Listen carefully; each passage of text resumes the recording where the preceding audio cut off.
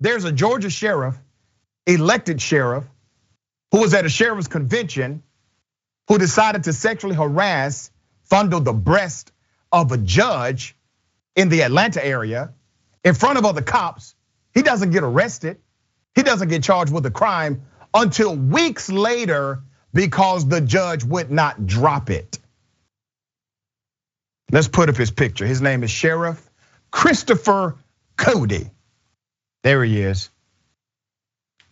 This Georgia sheriff now has a warrant out for his arrest. He is a fugitive. He has not turned himself in based on the latest information we have. A Georgia sheriff is being accused of sexual battery after an incident that took place in Cobb County, Georgia last month. A warrant has been issued as of last Friday for the Bleckley County Sheriff Christopher Cody for an incident that happened on January 18th. All right. Now, he was in another county. So he's the sheriff of a South Georgia county called Bleckley. He was up toward North Georgia in a county called Cobb for a sheriff's convention. So literally, there are cops everywhere during this moment. None of them arrested the sheriff.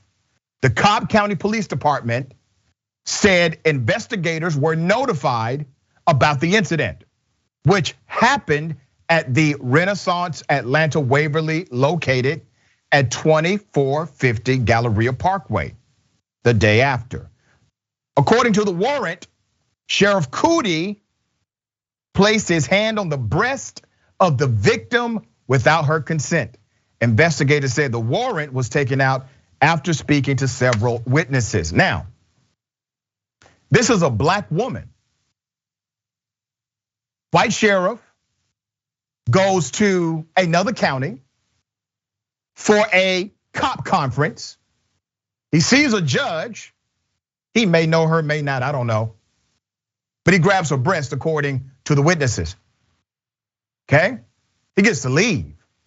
And the truth is, Cobb County, after they slow poked the investigation, they then secretly put out a warrant. Nobody knew this guy had a warrant out for his arrest. Do you think he turned himself in? No, he is still a fugitive from justice. So from this day forward, I don't want anybody to tell me I'm anti-police. I'm only anti-bad cop, because right now we're going to help the police find the sheriff that is a fugitive from justice.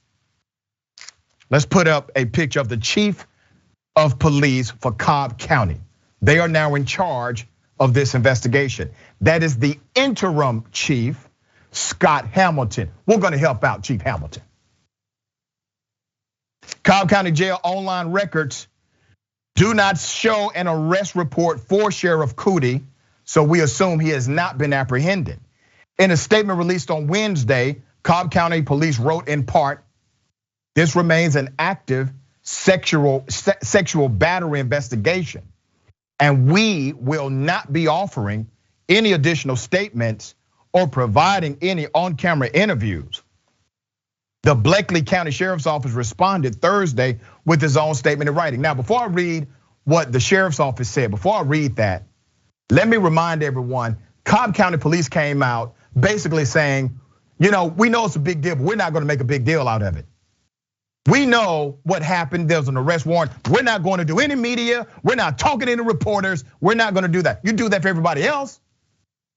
You hold a press conference. This is a position of high public trust, and he did it to a judge. And you're telling us, well, we're not gonna make it newsworthy. We're not doing a press conference. That's it. One statement, that's all you get from us. Okay, the Bleckley County Sheriff's Office, this is their statement, is aware of the outstanding warrant regarding our sheriff, Sheriff Cody. Sheriff Cody is currently participating in a church-sponsored mission trip outside of the state of Georgia that has been scheduled for nearly a year. So he's on the run. He's a fugitive from justice. Okay, here's what I want you to do, since you all are so willing to cooperate with the investigation. Can you tell us the name of the retreat, perhaps an address? You know, they can pick them up. They do pick people up in other states for sexual assault crimes.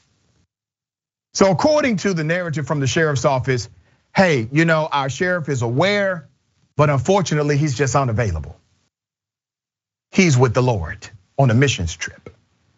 Sheriff Coody has been in law enforcement for more than 2 decades and has tremendous respect for our court system, according to the sheriff's office.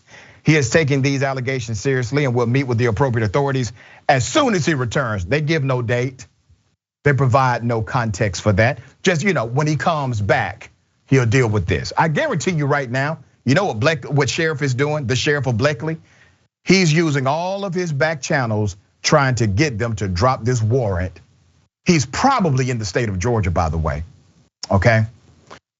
The Blakely County Sheriff's Office has always and will continue to believe in complete transparency, according to them. However, we will not comment any further on the, wait a minute, you sound like the investigative body. That's exactly what the agency of cops said, who's investigating your sheriff. Did you all get your stories together before releasing these separate releases from each of your department? We will not be commenting any further on these pending criminal charges to allow the investigation to continue without interference. Sheriff Coody will provide more information at a later date as he is able to do so. We appreciate your questions and your concerns and understand your request for information.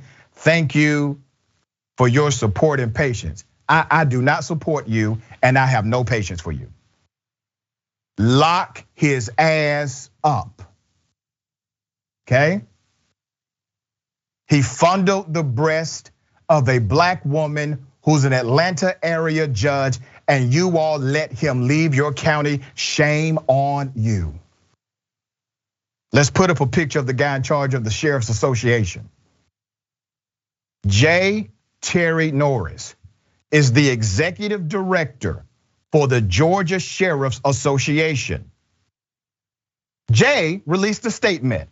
The statement says, and I quote, "The members of the Georgia Sheriff's Association are aware of an incident of reported misdemeanor sexual battery that has resulted in a warrant being issued in Cobb County for the arrest of Sheriff Christopher Coody of Blakely County. The reported incident occurred after hours during the time of a scheduled annual training event not planned or sponsored by the Georgia Sheriff's Association. The association has no firsthand knowledge of the facts surrounding the reported incident and directs all incident-related questions to the investigative agency." All right? Nobody has said anything about the victim here, okay? Maria, what are your thoughts on this story?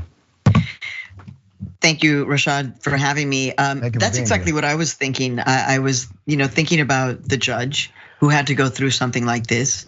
The fact that she's a judge in Georgia, a black woman, yep. And the sense of just feeling completely unprotected.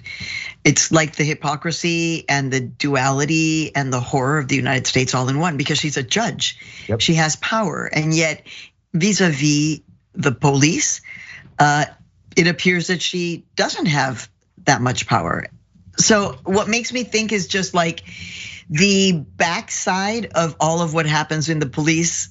I'm watching a TV show, it's called Hightown. It has to do with Provincetown, very far away from Georgia. But it has to do, you get an inside look at how the police work and know each other and how they make deals, and they believe, as in this case, frankly, that they are above the law and that they will be able to pull out, well, you owe me this, so therefore you need to drop the charge. That's what's going on right now. You're exactly right, Rashad.